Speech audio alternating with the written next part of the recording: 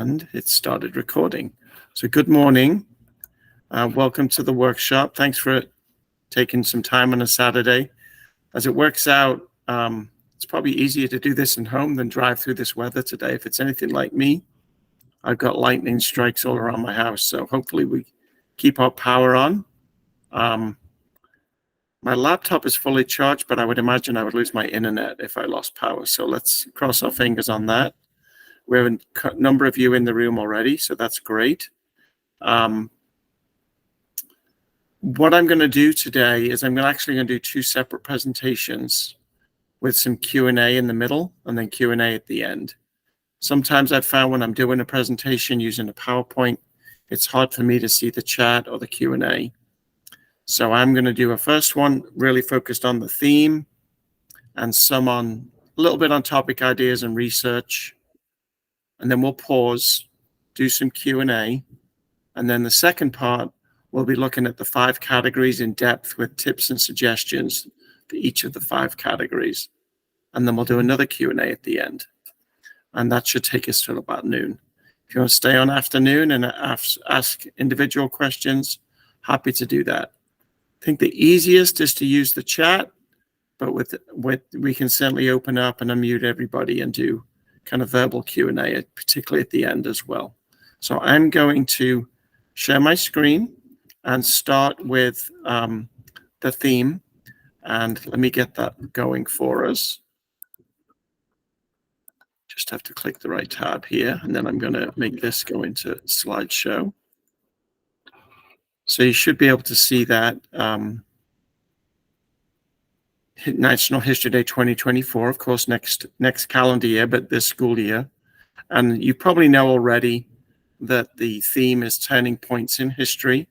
50th anniversary of National History Day actually this year, because it started in 1974 in Cleveland, Ohio, if you didn't know.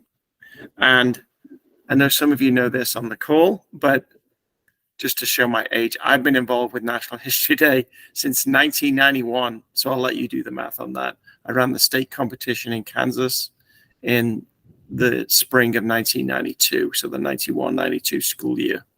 And then for 6 years in Kansas as the state coordinator, and then ran the first competition at the Truman Library in the Kansas City area in 1998.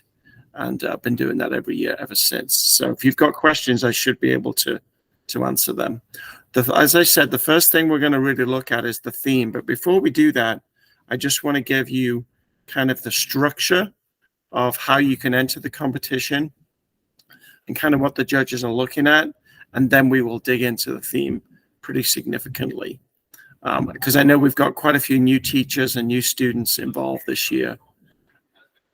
And so you can enter as an individual, as a group.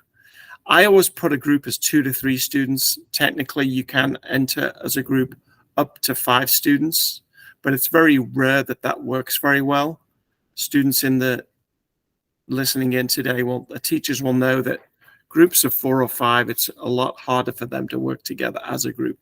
So if you have students that really want to work together, I would recommend as the coordinator that you do 2 or 3 students and really no more than that. It's really not necessary. If you've got 5 students, divide them into 2 groups. You'll have 2 entries from your school instead of 1. We can chat about that later if you'd like, but it just, in my experience doing this for more than 30 years, it just becomes very cumbersome if you have that many students in a group. Or you can enter as an individual. Can't do both. You can't enter as an individual and in a group. And on the 5 categories you see there on the left, which we're going to talk about in great detail later on, students can enter either in exhibits, documentaries, websites, performance, or papers. One of them, not all of them. And really, students don't need to decide that today. As you'll hear when I talk about this morning, really you do the research first, and then after you've really finished that research or got 80% of the research done, then decide which of the categories that your research lends itself to. And we'll talk a lot about that in the second half. A couple of years ago, they changed the judging criteria, and we had some new judging forms the last 2 years. And so it used to be a little different than this. But now they are doing 20% quality of presentation. That has not changed. The second one is the one that changed. It's now 80% historical research. That used to be 60, and the theme was separate, and it was its own 20%. Theme has now been embedded within historical research. Doesn't mean it's less important.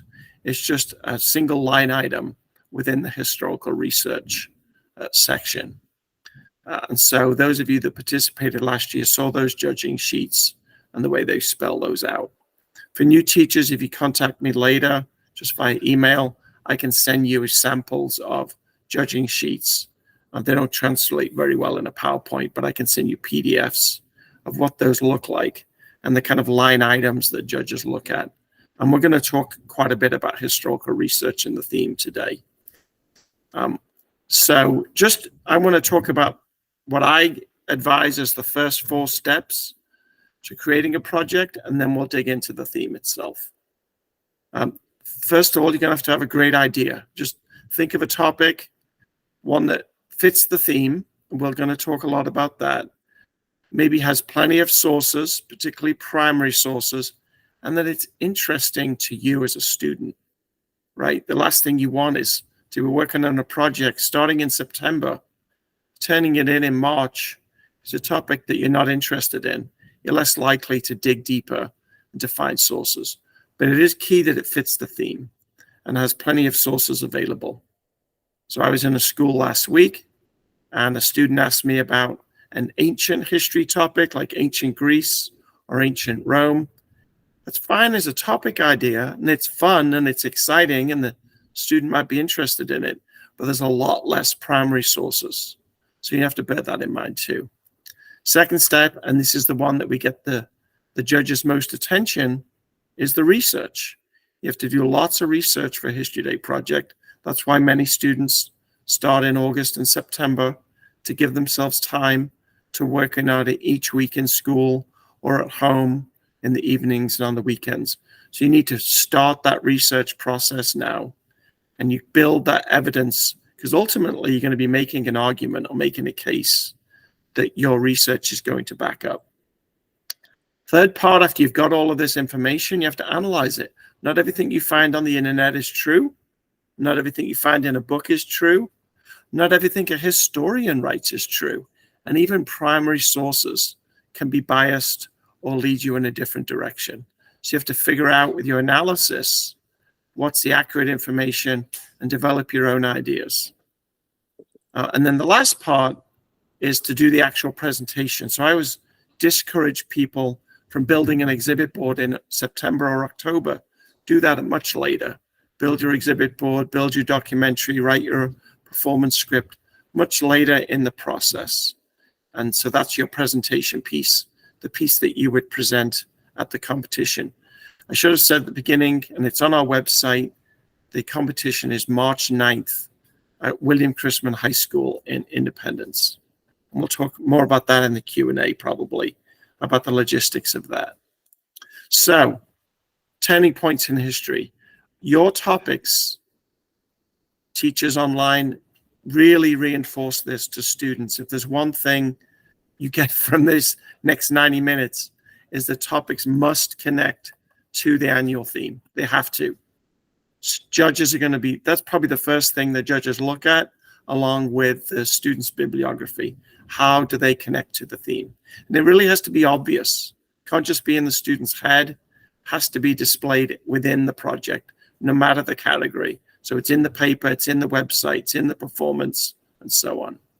And so you have to think about that. How does the theme connect to the argument that you're making about your topic? So you're not rush writing a biography of Martin Luther King or a biography of Rosa Parks or whoever you're looking at, a series of events, the Triangle Shirtwaist Factory Fire. You're not just saying this happened, this happened, this happened. The students are making an argument, and how does that connect to the theme?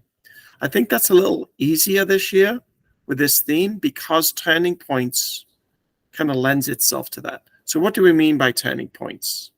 So what does it actually mean? So for teachers, I would brainstorm this in the class. What do the words turning points in history mean? Spend some time with that, go through them go through that with them. Fairly straightforward. Other themes we've had in History Day are a little bit more complex. I feel like this one is a little more straightforward. However, I do feel like students need to define at the turning point, not just say, my topic is the atomic bomb, Harry Truman. I'm usually going to use Harry Truman examples from where I work, and just say that's enough. But they have to actually say, how is it a turning point? What happened to make it a turning point? This graphic is actually from the Minnesota History Day pages, and I thought this was really simple, but it's about cause and effect. Something happens, something changes. So if you can get your students to think in this very simple format, what's the cause? What's the effect? If nothing changes, then it's not a turning point, right? Something has to change. I like to say the definition of history is the study of change. And so you're looking at what happened. So you can't just say this changed. What was it like before? What caused it? If it's a revolution, if it's a war, if it's a scientific discovery, if it's just a new discovery, what caused it? What changed? We're going to talk about some things that are not turning points a little bit later on. So you have to be very specific, not just saying it's a turning point and leaving it there. You actually have to convince the judges it's a turning point. And so the Minnesota group gave a really good example. Somebody might say Rosa Parks was a turning point. Or they might say the use of nonviolent protest in the Montgomery bus boycott sparked by Rosa Parks was a turning point. So you can see how they've expanded that. Or taking it even further, the use of nonviolent protest in the Montgomery bus boycott sparked by Rosa Parks was a turning point in strategy for the civil rights movement. Now, one thing I ran into in a school last week, so I wanted to kind of reiterate this about things that are not a turning point. They might think you might feel like they are, they might look like they are, but being first is not a turning point. You're in a cross-country race next week in school and you become first, great, congratulations, here's your medal, here's your certificate. It's not a turning point. Something that sold the most records, not a turning point. Hit the most home runs, was the most popular, not a turning point. Now, those things can be a turning point, but in a different way. So how, and as you can see on the slide, how did it influence others? How did it change things at the time or later on? So Sesame Street's used an example here. Very popular. Just because it's popular doesn't mean it's a turning point. But it educated, it was studied for its impact on viewers, and people have used Sesame Street in History Day examples in the past. But you have to analyze what changed because of this turning, because of this event or action or person, not just that they did the most. You know, it might be a famous music group, famous band, famous musician. Great, they sold lots of records. But how did they influence others? How did they change things? So if the change isn't there, then it's not a turning point. So I'm going to go back. Has to change something. Has to have an effect to be a turning point. Not just be the first across the line. Right? So think about that very carefully, because I ran into a number of students in 3 or 4 schools last week where they were talking about the first to do something. Have to focus on the change. As a teacher, I would say to the student, what is the turning point? What's the cause? What's the effect? Test out the turning point. Is it really a turning point? Okay. So as I've said, you have to define it. So you have to identify, what is it? Is it an idea? Is it a law? Is it an action? Those questions are endless. Define the turning point and include that within the project so the judges know, oh, this is a turning point because. And so that piece about Rosa Parks that I already shared is a great example of that. Understanding it, how and why did it come about? Here's a really important point. Did it help some and hurt others? So turning points don't have to be all positive or all negative. In fact, they probably have, as you see on the third point on this slide, there's going to be multiple viewpoints on the turning point. Now, I would say doing History Day as long as I have, there's been a new emphasis on multiple viewpoints, multiple perspectives over, say, the last 5 years. It's always been there, but now it's specifically outlined on the judges form. So judges are specifically going to be looking at multiple perspectives, looking for students to find those. Well, this year, that probably the easiest way to do that is when you look at the turning point, you look at those changes. Who did those changes affect? Did it affect some people positively? Did it affect some people negatively? And here's the key thing. What did they say about that? Because that's going to be your primary sources. People's viewpoints on this action, on this turning point, are going to be primary sources if they're affected by it at the time. So you have to show that change, say why it is important. Another thing to think about is what might have changed over time. So something might change something immediately, and some things might have changed over time. If you can do both, that's very powerful. So what might have changed things immediately on the day of or in the weeks following, and then in the long term. And then things might have changed things in society. So economically, politically, socially, culturally. How did it change things? Not just in its own field, but how did it change things in other elements of society?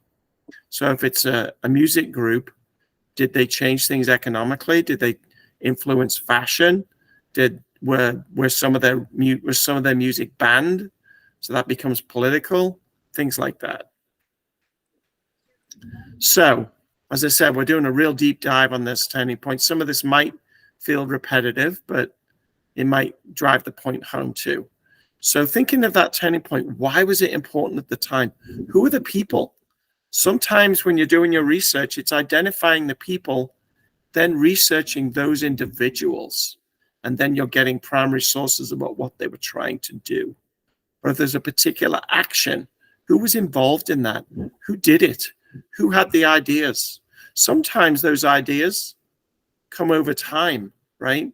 So where did these new ideas come from? Who influenced the turning point? I think influence is a really important word with this year's theme. Who influenced this change? And as I mentioned, did it lead to change? Was it positive? Was it negative? Was it both?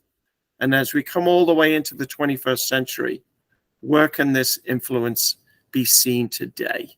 How is it still being seen today in terms of your turning point?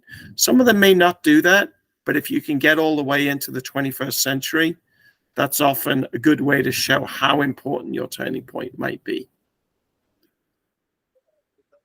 Couple of things. It's not really in the rules, but I've looked at lots and lots of different State History Day sites across the country and even the national material. The recommendation is that students choose a topic more than 20 years old. As I said, it's not a rule, but if a student is interested in something more modern, something in the 2010s or even the 2020s, that's fine, but they need to trace that history back to where did that come from? Did it start a previous generation or so? As I mentioned already, you should choose a topic that's of interest to you so you don't get bored. You really want, every student really should create a thesis statement. I mentioned before, you're creating an argument for your History Day project. It's not a book report. It's not a chronology. It's not a timeline. It's an argument, making a claim. When you're making your claim, it should be about the turning point, and that really, those words should be in any kind of thesis statement that you write, and probably in the conclusion as well. And as I've mentioned, it should have different viewpoints throughout. Not just positive and negative, but maybe some people in between or people you might expect. Okay, so as you look at the in history part, the theme is turning points in history. Those last two words should not be forgotten. I think every History Day theme of the last 30 years or so has included the words in history. So did the events leave a lasting mark in history? What really did change? The good thing about this is it doesn't have to be world history, it doesn't have to be American history. It can be a local or regional history. And actually, I tend to encourage that because local or regional topics, it's sometimes easier to find those primary sources at local libraries, local historical societies, local museums, and so on. You need to look at that significance of your topic over time, the short term and long term. And as I've mentioned, really shouldn't be a current event. However, your current event may be part of that long-term legacy. So if you're looking at, say, civil rights, or maybe Black Lives Matter comes in as part of your long-term legacy. So you kind of turn it around. Okay, so a way to structure your research as you start to investigate your topic, one way to structure your project is to look at what was the situation like before, what was the historical background. Second, what happened, how did it occur, kind of the during. Then what impact did it have, so what happens afterwards. And then finally, drawing your own conclusion, what was its significance. So those 4 points there are a really good way to structure a website, performance, exhibit, a paper. All the categories can be structured using those 4 points. So looking at what it was like, the background information, what actually happened, what impact did it have, what was its significance. So that's a good structure for every project. And that way you get away from kind of a book report, chronology. You're really analyzing. Those are all 4 questions to answer. The other part I've noticed over the number of years is that you don't want to choose a topic that's too big. Something like World War II is too big of a topic to try and manage. And we're going to talk about time limits and word limits and things when we talk about the categories. You don't want to do something that's too big of a topic. You want to narrow it down. So you start with the theme, think of your area of history. Maybe it's World War II. Doesn't have to be a war. Maybe it's an invention. Maybe it's something like that. You have a broad topic and you narrow it down. It may be narrowed down to an individual. It may be narrowed down to an action. It may be narrowed down to an event. But ultimately, it needs to be smaller in size. And then you develop your thesis. Now, remember, when you get to that narrow topic and the thesis, the theme is what should be driving you. So that theme comes all the way through. But you don't narrow it so much that you forget about the turning point. Sometimes people talk to me about like the history of computers or the history of the internet, and they're trying to figure out what the turning point is. Usually the turning point of things like that are at the beginning. So go back to the very beginning.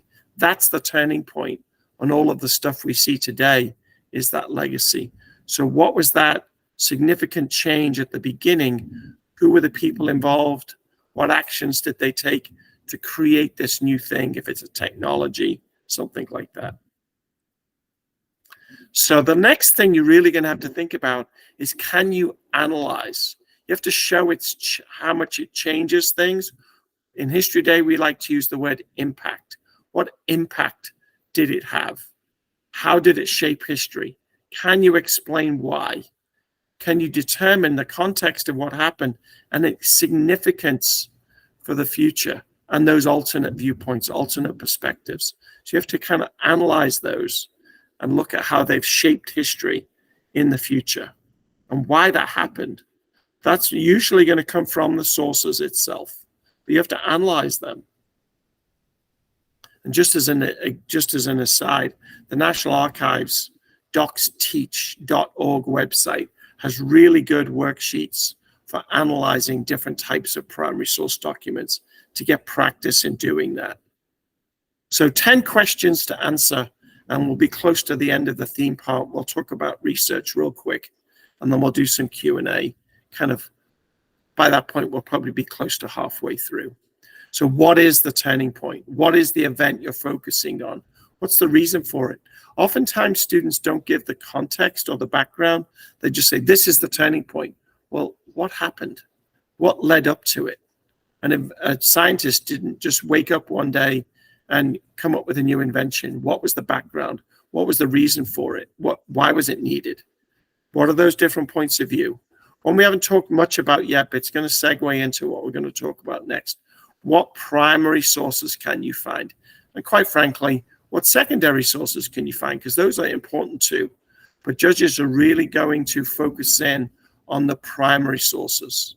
So if you can't find those, your topic's too old, it's in a different country, they're in a foreign language, you might need to go to plan B. Don't make it hard for yourself. Find a topic that fits the theme, that has primary sources associated with it. Don't make it too hard. What was going on at the time? So what else is happening? What else is happening in the world? What's happening in your community? What's happening in Missouri that might influence things? Who's in charge? Who are the leaders? Who's the president? If it's in a different country, who's in charge? Who's influenced? What influence are there on those events? What are the actions taken? Who did it? Who was involved? Who opposed what was happening? You have to describe what happens. We talked already about the short and the long term. And then maybe for your conclusion, you can say, what's the most important impact? What's the most important change that you draw your conclusion? And that might be the crux of your argument, might be the crux of your thesis. What's the most important impact that your turning point has? So one thing to think about as we think about turning points and this idea of measuring change, sometimes change can be very quick. So of course, at the Truman Library, President Truman is president in 1945 when he drops the atomic bomb. So that's very quick. Within a couple of weeks, we have Japan surrender after the atomic bomb. Got my World War II countries mixed up there. That's a very quick change. There's also going to be some other changes too with atomic energy, using atomic energy in the future, or agreements about not using atomic bombs with each other over the years after that. Affects the relationship with the US and the world after 1945. Lots of things, but there's some quick changes. A gradual change might look like the example of women's rights on the bottom of the slide, where you've got this first Women's Rights Convention in 1947, but it's a long time until you get amendment giving the women the right to vote. So you see a more gradual change. So you should be looking for both of those within your topic. Your topic might lend itself more to one than the other, but if you can show both, that's going to be really, really positive for you. The other part of that, using the word positive, is that changes don't have to be all positive or all negative. They might be a combination of both. This came from Minnesota History Day, so they have a Minnesota example. But think about what turning point you might have in mind. We're going to use the atomic bomb. That's a controversial one. Some would say it's very negative, right? Thousands and thousands of people are killed immediately by the use of the atomic bomb. Other people are going to argue it's positive because it ends the war, Japan surrenders, and World War II is over. All of these lives have been saved. So immediately you've got different points of view, and they can be both positive and negative, or as I've just explained with the atomic bomb, maybe a combination of both. I think this is going to be incredibly important for this year, for this theme. It's important you don't just say you choose an individual like Martin Luther King or someone like that, and you only focus on the positives. Judges are going to notice that. Other people didn't necessarily agree with Martin Luther King, and even if you don't believe those people or agree with them, you still have to include those negatives in your project. So positives and negatives are very important. Okay, I'm going to talk very briefly about topics and where you can find topic ideas and some research, and then we're going to stop for a Q&A on the theme, and then the second half will be on the categories. So just give me a moment here. Truman Library, of course, is where I work, so it makes sense that I would encourage to do that. We've got thousands and thousands of primary sources online, close to 100,000 primary source documents, photographs, letters, correspondence, you name it, we have it. I just picked out 4 or 5 topics, 6 topics that really relate to turning points, North Korean invasion of South Korea, leading to the Korean War, Truman's recognition of Israel, the first war crimes trials in history, in the Nuremberg trials, Truman's actions on civil rights, integrating the military and the federal government, the Berlin Airlift, the Truman Doctrine, the Marshall Plan. There's more Truman topics. I just listed a few. All of those you can find at trumanlibrary.gov under our online collections tab. And I can show that page a little bit later on if you would like. So local topics. We've got some great local resources, particularly through Mid-Continent Library, and the Kansas City Library has a special section on Kansas City history. And Mid-Continent Library, if you use your library card, you can get access to research databases from all over the world, and you can do that from home as long as you have a Mid-Continent Library. And the research databases cover global topics, ancient history, local history, all over. I would encourage every student to make sure they have access to both Mid-Continent and Kansas City Public Library resources. They are very invaluable. I don't have a slide about it, but there's two national, well, three really, three national websites that I encourage. National Archives, archives.gov, has a catalog online, so you can search for National Archives catalog. Also the Library of Congress, loc.gov, and Archives is archives.gov. They're both federal government sites. And another one, which is through the Library of Congress, which is their digital newspapers that you can look at online as well. And the name of that has just escaped my brain, so that'll come back before the end.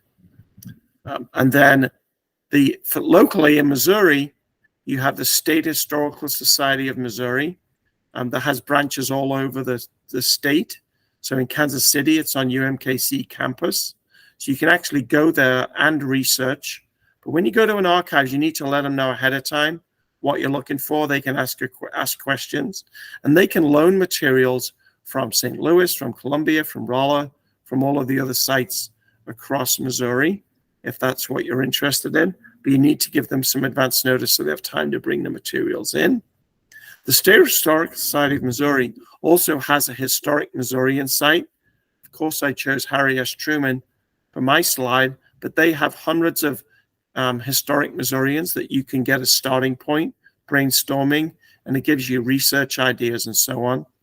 If you're looking at Kansas topics, which you certainly can, the State Historical Society in Kansas is in Topeka, and they have a wonderful website, and you can do a Google search for Kansas Memory and Kansas Historical Society, and they have lots and lots of materials online too. And there's lots of other resources in Kansas City too, at UMKC and other places. You might want to think about where you might get ideas. I'm going to show you the Truman Library list. You can talk to parents. National History Day has topic ideas as well. And you can always email me if you've got thoughts. This is a screenshot of the one that we have on our History Day page, where we had a college intern this summer come up with Missouri, Kansas, and Truman related topics. And some of those links to the Historical Society, Spencer Library and KU, Library of Congress, Missouri Historical Society, UMKC, are all on that page as well. So even if you don't really look at those research topics, there's certainly great links to local libraries, local archives that you can get from that. To get to that, you just go to trumanlibrary.gov, click on the Education tab to go to National History Day, and there's a link to, I think this is about a 12 or 15-page document of lots of turning point ideas, Missouri, Kansas, Kansas City, Truman-related topics. And even if you've already chosen your topic, lots of links to outside resources that might help you find primary sources. Last thing, this is from National History Day's website. They've come up with this graphic organizer that you can use to help you answer the right questions about your turning point. They've got it TIDES is what they call it. So T for turning point, I for important historical context, details of who was involved, events, ideas, and actions for E, and then S, significance in history, which I think is a great way to start and brainstorm your turning point ideas. So let me stop sharing for the moment, and I should be back here. There we go. So we're going to pause there for a minute before I start the second half. If you want to pop questions in the chat or unmute, you can even turn your camera on. If you're presentable on a Saturday morning, you don't have to turn the camera on. If you want to unmute, ask any questions, or use the chat if you're shy, or you want to comment on my beautiful picture of the newly renovated Truman Library. That's always fun too. So I'm going to pause for a moment.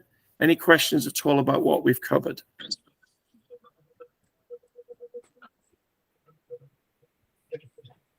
Mark? Yes, go ahead. Yeah, this is Christy. I may have missed this because I was in transition from car canceled baseball game to inside the house. I understand. I understand the baseball game being canceled too. Oh my goodness. So, and I was having my son take notes on my computer as we're driving home. I'm like, take notes, take notes. Anyway, it's fine. What's your question? Did I miss where the primary, you gave a website a while ago where the primary sources?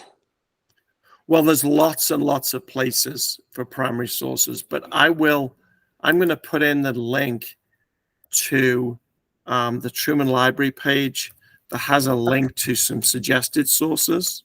And in fact, I might even share that as well here in a second. Give me 1 second. Okay, perfect. Thank you. Because I can't even type today. Typing and talking is not my specialty. How's that? Blame it on the rain. Yeah, absolutely. So what I'm going to do is I'm going to try and share this website, and then I can always, there we go. So can you see that? Yes. So that's the Truman Library website. So trumanlibrary.gov. But if you go to education, and then about the 6th link down is National History Day, and I'll click on that. And then the very first link is local topic suggestions for 2024. And that's a PDF, I believe. But on that page, there's all of these resources. Truman Library, Johnson County Museum, Kansas City Museum at Library, Kansas Historical Society, Library of Congress. There's about 10 there. So that would be a great place to start. That makes sense? Yeah, absolutely. I appreciate it. Not a problem. And that's probably helpful for those watching the recording as well. trumanlibrary.gov, National History Day, and then the very first link is a good starting point. There's lots of places to start.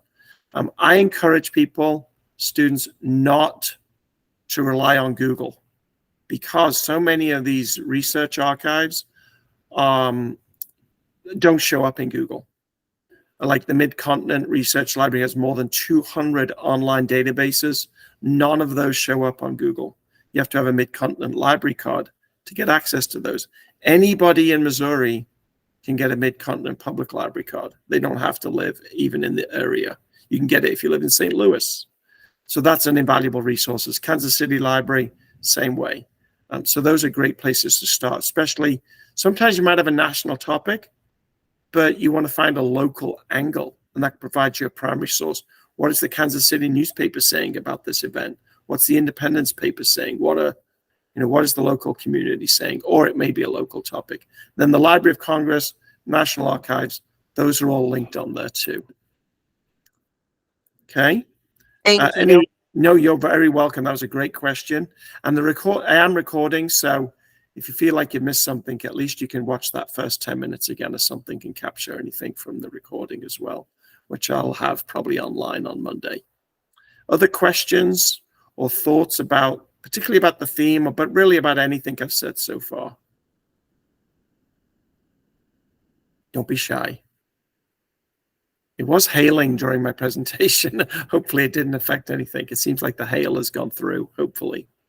So, no other questions? Drop them in the chat if you're feeling particularly shy today. Okay, I'm going to go on to the 5 categories next. So you've got questions about categories. you can certainly ask those after that. Okay, I'm going to do that. Let's hope I can find it when I do my share. How's that? Let's see, it's right here. And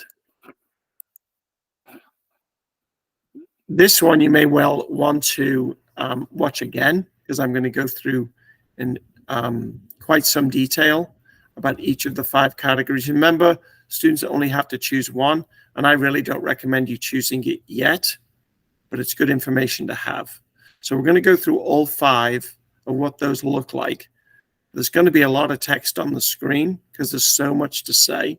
I'm not necessarily going to read that text. It's there for you, and you can always come back and watch the recording and see it again. So we've got the 5 categories to get through, and I'm cognizant of time. I promise we will be done before noon. So documentaries is the first I'm going to look at. Usually in today's world, documentaries are presented from a laptop. At the regional competition, we actually ask students to bring their own computers. We do not provide them. There's too many styles of computers. You don't have to bring a projector. You can just show it to the judges. But if you want to bring a projector, again, we don't provide those. We don't provide white screens, but there's usually it's in Chrisman High School. There's usually either a whiteboard in the room or just an empty wall space if you want to project, or you can just flip the laptop around and put it in front of the 2 or 3 judges. And as long as they can see it, it's fine. These are not submitted ahead of time. I got a question this week about the entries that are submitted by the registration deadline. That's only the case in the paper and website category. Documentaries, exhibits, performances, students have right up until the day of the competition, and they bring those and present those live, so to speak. So the rules on documentaries and the rule books you can find online. If you need one, I can always send you one. They're all available as a PDF on nhd.org. That's the National History Day website. The maximum amount of time for a documentary is 10 minutes long, no longer. Now, it's a little easier for judges to see that nowadays because most of the students are playing it from their computers, and it tells you how long the video is. So if it says 10:03, trim it to 9:59, okay? So don't make it any longer than 10 minutes. If you're going to choose that format, you have to ask yourself some questions. You don't really want to be teaching yourself how to make a documentary at the same time you're doing your research. But if that's a challenge you want to face, go for it. So do you know how to make a video? Are you familiar with the software that it takes? Do you know how to record an interview, for example, or edit it? Because everything you get from an interview, you're not going to use everything. If there's video online or video on a DVD you want to use, do you know how to capture that? Is your topic lend itself to a documentary? Does it have video? Does it have photographs? If it's an older topic, say 16th century, you may not have photographs. You may not have video, right? So you have to be cognizant of your topic, which is why I always suggest you do the research first. What kind of resources do you have? Do you have images? Do you have documents? Do you have newspapers? And then think about which of the 5 categories to enter. Do you have access to the right equipment to have a voiceover? You need a narrator. You have to be the narrator, or if it's a group, one of you or both of you have to be the narrator. You can't use mom and dad. You can't use your older brother. You can't use your teacher. Any narration needs to be by you. I'll talk about a slight exception to that in a moment. You have to do the voiceover yourself, is what I'm saying. You can interview different people with different points of view. And if you interviewed somebody who's a primary source, like someone who was an eyewitness to something, you can use that audio as kind of part of your voiceover, part of the narration, but you don't want to overdo that. One of the things that National History Day has steered away from recently, the last 4 or 5 years, is interviewing secondary sources like history professors or so-called experts, but they weren't actually there. So History Day has steered away from that, and they prefer interviews with people who are primary sources, actual witnesses. Most important thing, I think, with documentaries is that the sound and the voice narrating your project matches up with the images that you show.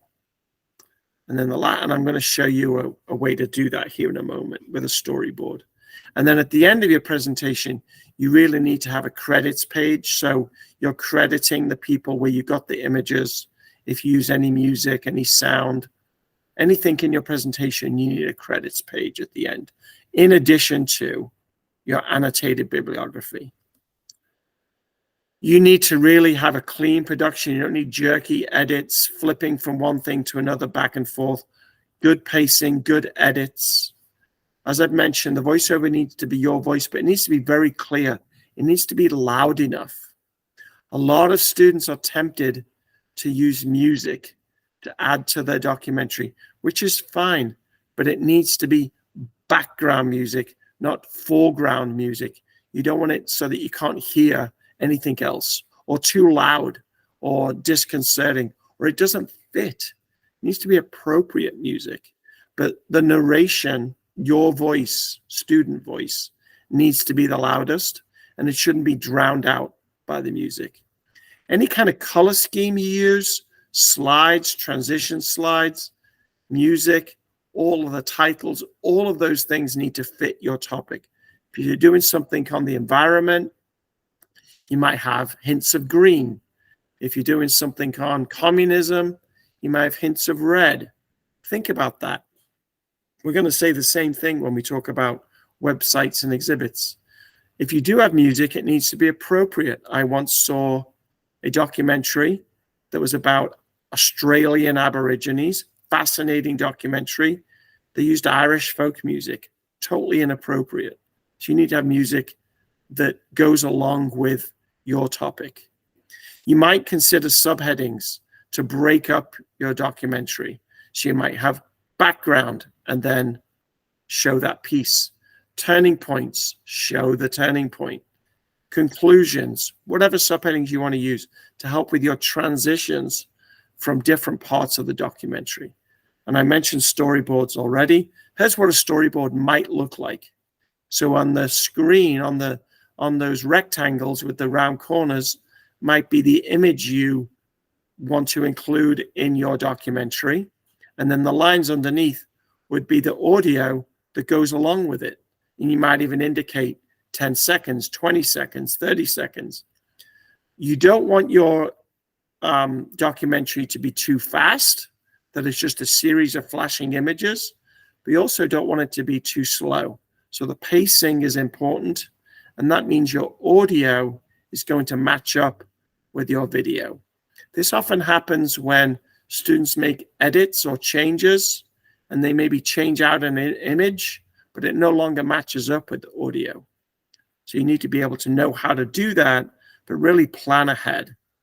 I think the advantage nowadays of video editing, it's a little bit easier to do this than it was in the past with other types of video creation materials and not digital editing, which is what we're really talking about. You need to be prepared to show it to judges. So you want to have it saved on a computer, saved on a flash drive, backup copies. Don't rely on Google Drive. You will not have internet access at the William Chrisman High School. So it needs to be saved on the computer or backup on a flash drive so you can show it without access to the internet. Websites, and we'll take questions about all of the categories when we get to the end. Websites is the next one. Here's an example of one with Dr. Martin Luther King Jr.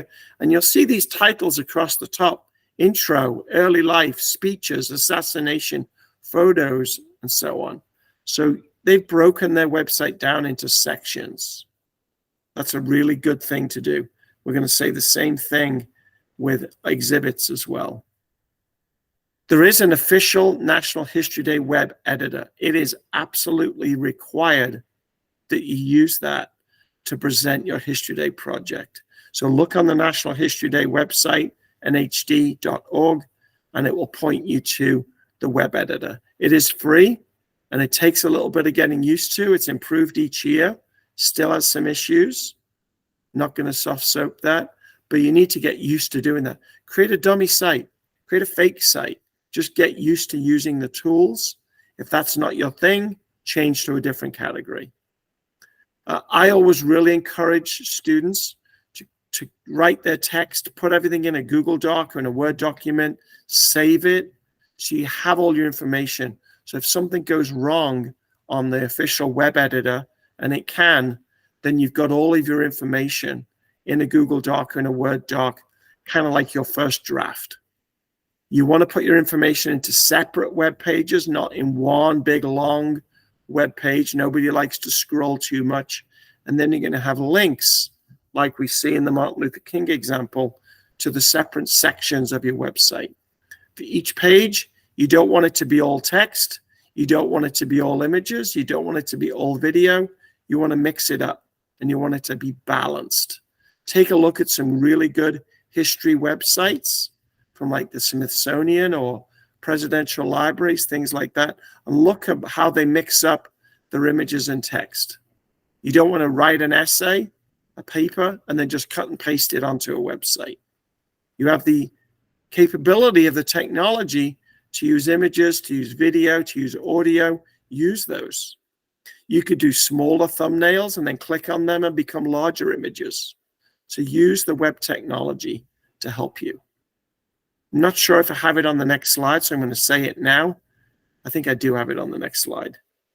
Maybe a later one. Don't use special effects. Flashing text, scrolling text, all kinds of different colors. You don't want it to be jarring. It needs to look professional. Think about how you're going to sort your website. Is it going to be by different topics? Is it going to be around a timeline? How will you emphasize your thesis? What kind of visual and multimedia are you going to include? If you're doing a website, people are going to expect that kind of material. So do you have those kinds of primary sources? Again, just like I said when we were talking about the turning points, you're making an argument. In a website, sometimes I feel like the argument is buried. You're still making an argument no matter what category you choose.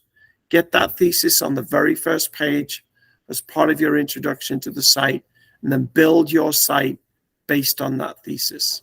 And each page and each element should support your argument as you go through.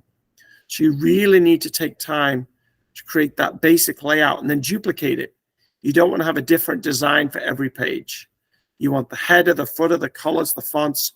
You want to duplicate that for the entire site. Unfortunately, in a good way, the National History Day web editor does help with that somewhat. You can create templates and things, but you don't want a different color on every page, different font on every page.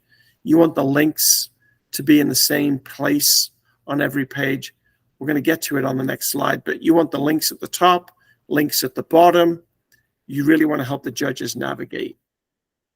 When you're choosing your colors and your color scheme, make sure it fits your topic. So again, like if it's the environment, there's some green.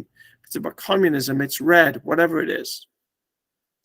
So make sure those colors make it easy. However, you want to make sure with a website, you have good contrast. If you go with black and then you use blue text, your visitors, your judges can't see the links, can't see the text. So a really good contrast. So you see this Dr. Martin Luther King example, you have a black background with white text on it, and then the reverse lower down. It doesn't have to be black and white, but if you're choosing colors, make sure that it's very easy to read and a good size font as well, not too small. Okay. So same basic layout, make the navigation buttons and links the same place everywhere. As I mentioned before, any clip art, animated things, anything busy, I almost argue avoid those altogether. It's always fun to put those little walking graphics on the screen, but they're very distracting. And sometimes they don't work on different devices, which we're going to talk about. You want some blank space. You don't want to completely fill your pages. You want to really think about your links, and you want to make sure your links work. All your links work. We used to say just test in different browsers. Today, almost you need to test on a PC, like HP or something like that, right? Windows machine, or on a Mac, and even on an iPad. I know that judges, we encourage them to use PCs and Macs and laptops, but I know judges will look at your exhibits on an iPad if they're traveling, they're at home. Make sure it works on all those environments on different browsers. So you may have to borrow somebody else's equipment. Make sure it looks how you want it to. The web editor helps with that some, but if you try to do something super creative, sometimes it can look a little different on each machine. It doesn't have to look exactly the same, but it needs to be readable and that all the links work. Okay, papers, the more traditional way of writing or presenting history. Again, you're creating an argument, you're having a thesis statement. Really, you want to have a really strong introduction. It's your first way of drawing in the judges and letting the judges know how you're going to address the theme, what your thesis statement is. And then really the middle part of your paper should have continuity and clarity. It should build on that. And then you get to the conclusion at the end. It should be really clear about the story you're developing. Really, you're making an argument throughout the paper, and each subsequent paragraph should be developing and supporting your argument. You could do more of a chronology. You could do a more logical sequence, but it really still needs to be an argument rather than a full chronology. And then you really have to have a conclusion at the end. In every category, you need a conclusion that's your words, not a quote from a historian or an expert. The conclusion should be your words, proving or stating your thesis, developing from your thesis at the beginning. You really, with it being a written paper, you really want to proofread. You've got the advantage of maybe doing it in Word or something, first of all, with spell check, but be careful. You know, you can spell now a number of different ways. You can spell the a number of different ways. Make sure the grammar is correct. You can have other people read it, have your English teacher read it, have your social studies teacher read it, have a parent read it. Don't just listen to them saying it's great. Have them really proof it. One trick, print it on a different colored piece of paper and then proof it. It's very different than reading it on white paper. That's my old English high school teacher taught me that a long time ago. It's incredible how much difference that makes. And so you should not be just reciting facts after facts, but tell the meaning of those facts, how it supports your argument. You need to make sure you include, just as I mentioned when we talked about the theme, what happened before that affected your story. How do the events of your story affect us today? Proof, proof, proof, rewrite, rewrite, rewrite. Keep doing it. The most important thing to remember, you are making an argument, and the evidence, your primary source evidence, needs to support your argument. You can't just say in a paper, well, this led to this. Well, how do you know that? Where is that in the sources? What evidence? My question is always, what evidence do you have for that? Right? So somebody says, you know, this happened because of this. Where does it say that? Where is your evidence to support that statement? So don't make generic statements. Have statements that are supported by the primary sources or the secondary sources if somebody's making that argument. Performances. I always like to use this photograph because this particular student, not with this particular performance, I don't believe, but he placed first in the nation, and he was from Kansas City, Missouri, a number of years ago now, but we're proud of his success.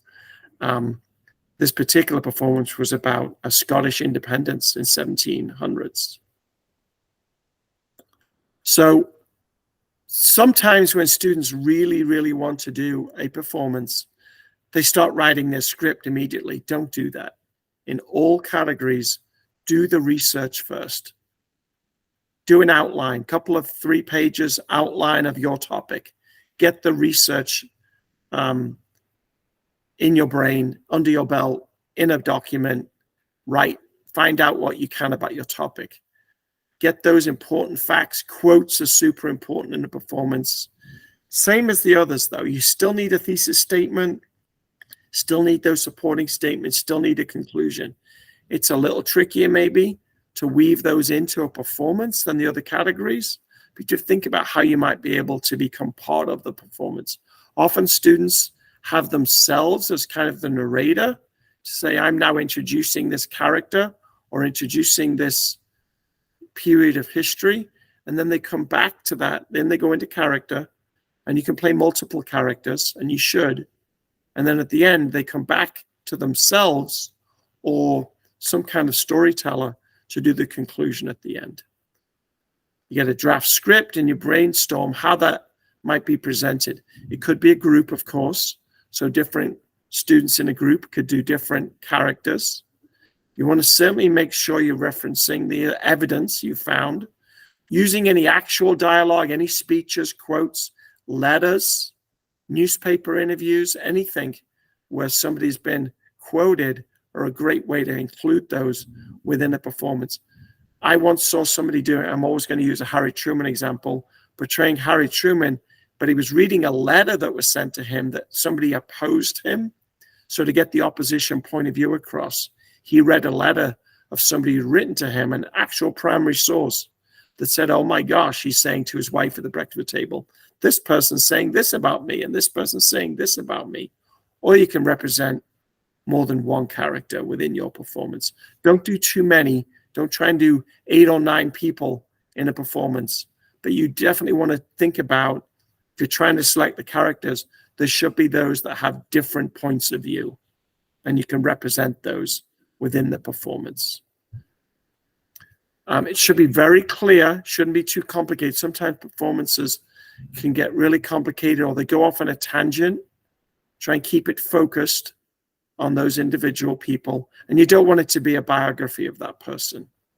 You want to set the script around the turning point. People get really carried away with sets and props and costumes. Keep them very, very simple. Keep them very simple. You may have to transport them to MU in Columbia if you go to state. You may have to take them to College Park, Maryland if you go to nationals. So keep any props, costumes, very simple and accurate. Authentic. Don't have to go and buy a 17th century uniform or a World War I uniform. Of course it can be recreated. It just needs to be convincing. You can look at, part of your research can be look at photographs and costume guides, look at things to see how people dressed. I don't have it on the slide, but it always bothers me, so I'm going to include it. Be careful about accents. Somebody's from another country or another ethnic group or another culture. Be very careful about mimicking those. But you can do it, but it has to be really accurate. And it can be very jarring to a judge. If you're using music, very similar to what I said before with music, make sure it doesn't drown out the performance and make sure it's appropriate. A really good strategy I've seen in the last decade is changes of scene can be done with an easel. So you have an easel that says Paris, 1789, Washington, D.C., 1814. Just those simple words, the date, you have them in order on the easel.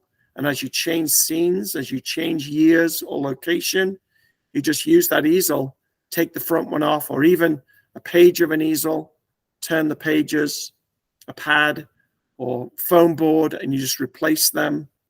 That tells the judges and the audience where you are and what year it is without you really having to include it in the script. So that's an interesting way of setting the location, setting the time period. That's very easy and effective. You've got to think about where you're going to stand. You don't want to be hiding. You don't want to be at the back of the stage. You've got to be at the front. In many cases, you're in a classroom. You don't have a lot of room to move around. If it's a group performance, where are you all going to go?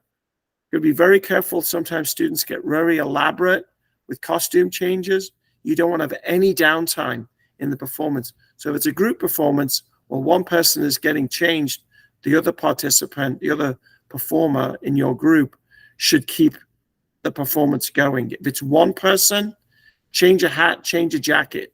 You don't need to do a full costume change. Stand behind a different flag. Stand next to a different easel to show different time period. You could even have the name of the person on the easel if you needed to. But try and do things like that that are very quick. You don't want 30 seconds of nobody doing anything because somebody's behind a screen changing costume. You've only got 10 minutes. You don't want to waste any of that time. And 30 seconds is an eternity when you're doing things like that. So no long breaks. Really, you want to keep those to an absolute minimum. You're speaking clearly, your delivery, you need to practice so you can get to the very back of a room and they can understand every word. Sometimes I see students going very, very quickly. They get nervous. It's understandable. You want to slow down. Make sure your judges can hear you. One thing to realize, judges only get to see your performance once, and you have to perform it live. It's not a video. You get to perform it live in front of the judges. If you mess up, keep going. I've seen students, the backdrop, like you see the backdrop in the photograph, fell down in the performance. At nationals, keep going. Don't stop. You mess up on your lines, don't worry about it. The judges might not even know. Just keep going. Get within those 10 minutes and get done. The good thing now with new technology, it's easy to record your performance, say on an iPad or something. Do that. Have your parents, have your teacher, as you do a practice run, have them record it. Sit down with a judging sheet. Look at that. Did you cover everything you needed to? Time it. You'll notice if you get nervous, especially if you're doing it in front of mom and dad, you might go too quick. How are the costumes changes going? How does your change of place and location work? Can you see everybody? Is everybody standing in the right place if it's a group performance? Things like that. Videoing is key to watch yourself. And that's hard to do. Your voice sounds different. It's very helpful. I think we're on to the last one, and then we'll have time for questions. The timing is going well, hopefully with 10 or 15 minutes for questions. Exhibits. So this is your traditional trifold display. We have more entries in this category than any other. So if you do the math, we have the least amount of entries in performances. So if you want to give yourself the best chance to go to state and to performance category, because the top 3 in each category go to the state finals. So a trifold display, usually, a center panel, left and right side. There are different shapes, but usually that rectangle one. You got to think about exhibits is a little different. Judges don't always know where to start. Do I start in the middle? Do I start on the left? Do I start on the right? You can help them out with that. You can use subheadings, things like background information. I would probably start there. Thesis, I might start there. So your subheadings that you put on your board to arrange your material can really help. Usually, visitors, judges, go to the top half of the middle board. So you can put your title and introduction there. You can put your conclusion usually on the lower half of the right board. On the left board, you can kind of start to tell your story, maybe the background information. There's lots of ways to do it. You can look at lots of examples on the National History Day website, nhd.org. People usually read from left to right, not always. So you can, as I say, you can put the title in the center, introduction on the left, conclusion on the right. You could also guide the judges through. You might have a timeline, so they follow the timeline. You might have arrows. I've seen numbers, 1, 2, 3, 4, 5. I know which order to read now. Or subheadings, as I've mentioned, background, introduction, thesis, viewpoints, conclusion, whatever you decide. But you don't want to just put everything on the board with no organization. You want to have short sentences. It's not a paper, it's an exhibit. Think about when you go to a museum, you don't see long papers on an exhibit display. So paragraphs throughout, you want to make them short. With an exhibit, you really do need to think about your color and your design. Your color and your design can really reflect your topic. Reflect the colors and designs associated with your topic. If it's about medieval Europe, then maybe your exhibit board is in the shape of a castle, whatever it is. So associate your design with your topic and the colors with your topic. I always encourage students to do matting, that is to put one piece of paper over another. You can see the example in the image at the bottom, just on that exhibit in the middle with the orange background. So you've got your white piece of paper, but then there's orange behind it, helps it stand out. Some students use cardstock and not just paper. Everything should be created on a computer. So if you lose something or it gets torn, you can create a new one. You want to definitely mat everything. Now you can do different colors. Your words could be matted in green. Primary sources, quotes, might be matted in blue. Things like that, so you can set them apart. Or different viewpoints might be different colors.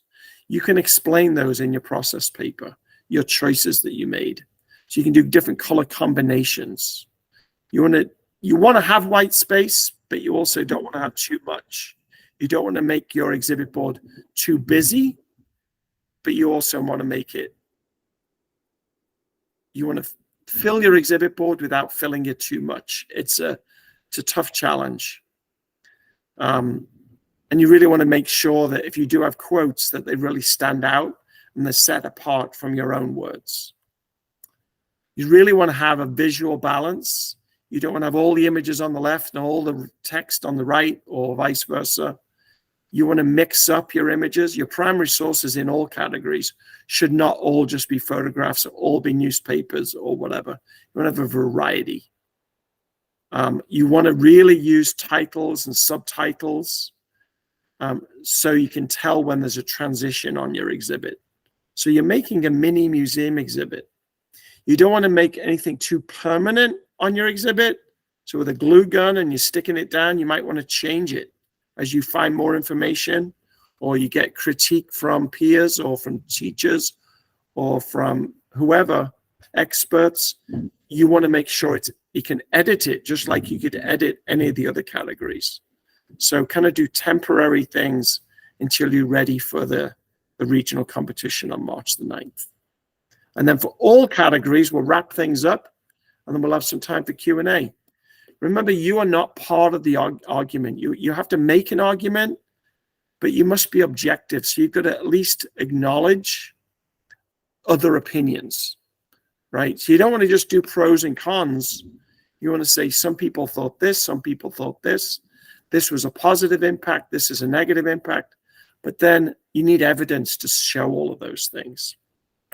And then ultimately draw a conclusion at the end. State that very clearly.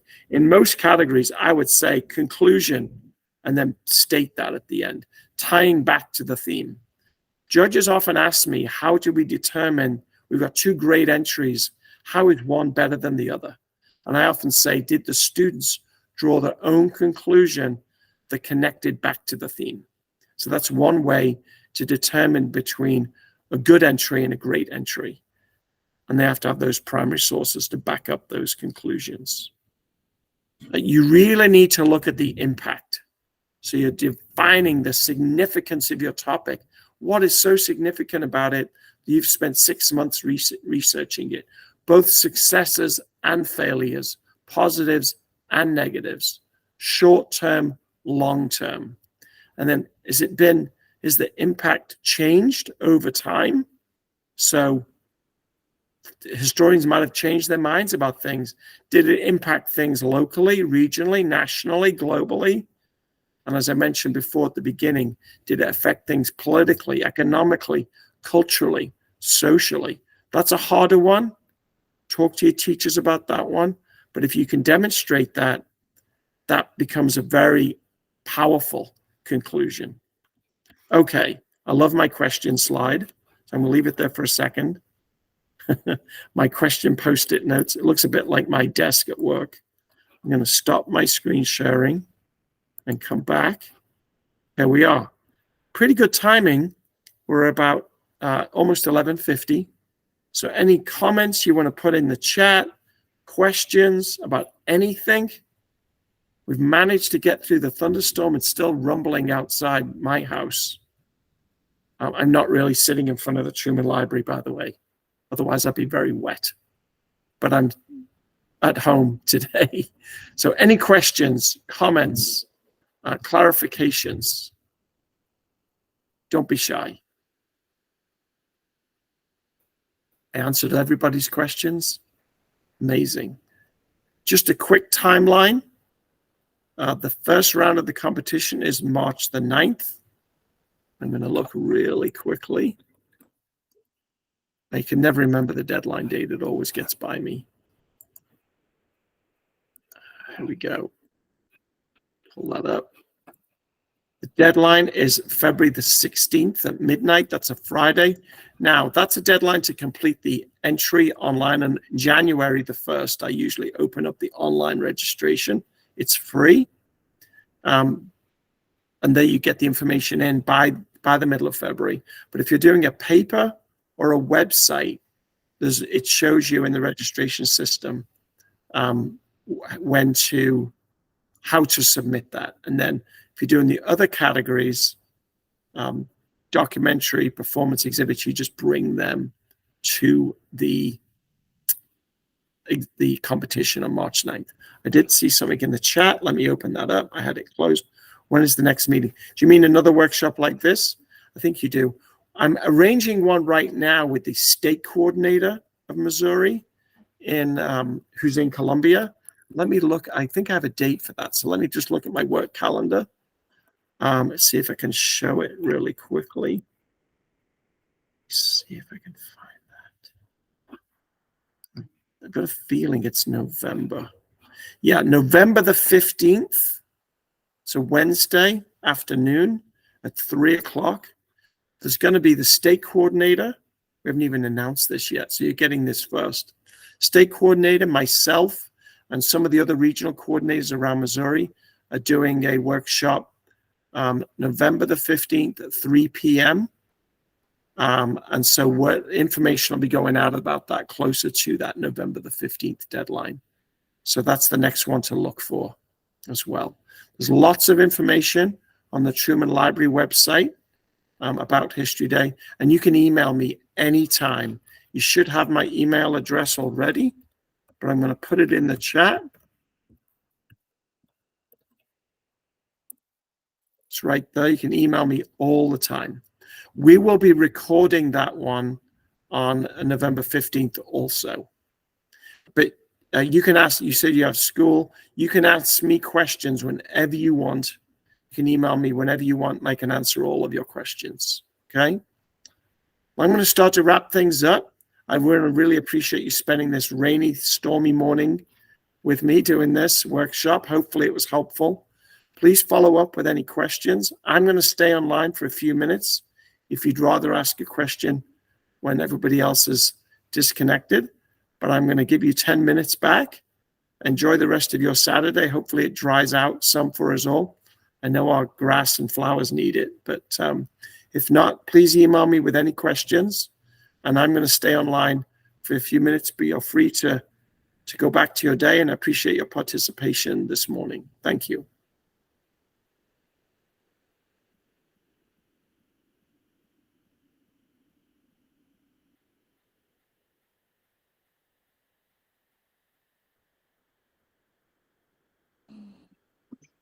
Hey, Mark, real quick. Sure. Can you go over the deadlines again, the documentaries and the performances you actually bring to the competition on March? On March the 9th.